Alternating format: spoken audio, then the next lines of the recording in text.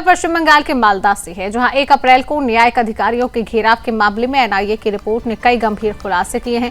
दरअसल national investigation agency NIA की शुरुआती जांच रिपोर्ट के अनुसार यह घटना अचानक नहीं हुई, बल्कि एक सुनियोजित और संगठित तरीके से अंजाम दी गई। जांच में सामने आया, भीड़ जुटाने के लिए पहले से तैयारी की गई थी।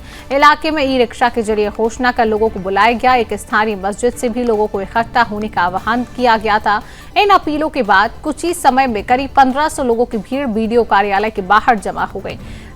स्थिति तेजी से तनावपूर्ण हो गई। यह वही बिंदु था जहां से मामला विरोध से आगे बढ़कर न्यायिक अधिकारियों के घेराव में बदल गया। रिपोर्ट के अनुसार कलियाचक बीडीओ कार्यालय में मौजूद 7 न्यायिक अधिकारियों को 13 घंटे से अधिक समय तक घेर कर रखा गया। उन्हें काम करने से रोका गया, बाहर निकलने की अनुमति नहीं दी गई। महिला अधिकारी को करीब 8 घंटे तक रोके रखने की बात भी सामने आई।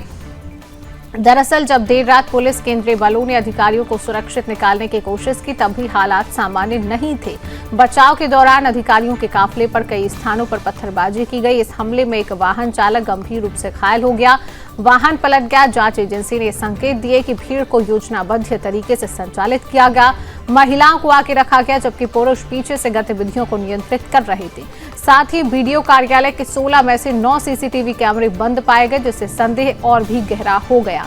इस मामले की सुनवाई के दौरान सुप्रीम कोर्ट ने भी सख्त रुख अपनाया है। मुख्य न्यायाधीश सूर्यकांत की पीठ ने इसे सामान्य घटना नहीं बल्कि प्रेरित और योजनाबद्ध बताया। कोर्ट ने राज्य पुलिस की जांच पर भरोसा नहीं जताते हुए इस मामले से जुड़ी सभी एफआईआर एनआईए को सौंपने का आदेश दिया गया। साथ ही राज्य प्रशासन की भूमिका, समन्वय की कमी पर गंभीर सवाल उठाए गए हैं। दरअसल इस पूरे घटनाक्रम की पृष्ठभूमि में चुनाव आयोग की स्पेशल इंटेंसिव रिवीजन प्रक्रिया को माना जा रहा है। मतदाता सूची में संशोधन को लेकर स्थानीय स्तर पर असंतोष था, जिसे कथित रूप से संगठित तरीके से उग्र रूप दिया गया।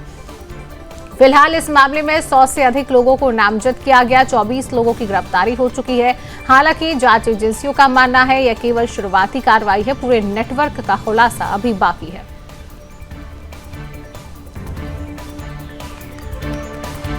तो आपने इस पूरी खबर को समझा और आप समझ रहे होंगे मालदा में जजों के घेराव पर एनआईए के क्या खुलासे यहां पर किए गए हैं। यानी 1500 लोगों की भीड़, मस्जिद से जुटाने का आरोप पूरी तरह से लगाया गया है। रिक्शा से ऐलान किया गया, मस्जिद से लोगों को बुलाया गया। साजिश का केंद्र मस्जिद से ऐलान का पूरा मंच बना है। पहली दफा नहीं है बंगाल में चुनावी हिंसा हुई है।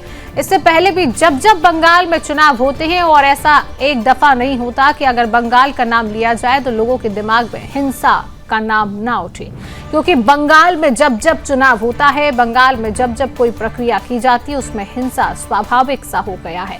बंगाल में चुनावी हिंसा हुई, अब उस पर पूरी तरह से सवाल उठ रहे हैं। एनआईए की पूरी तरह से जांच की जा रही है। ये इस बात में सामने आया कि सोची समझी साजिश के तहत ये किया गया।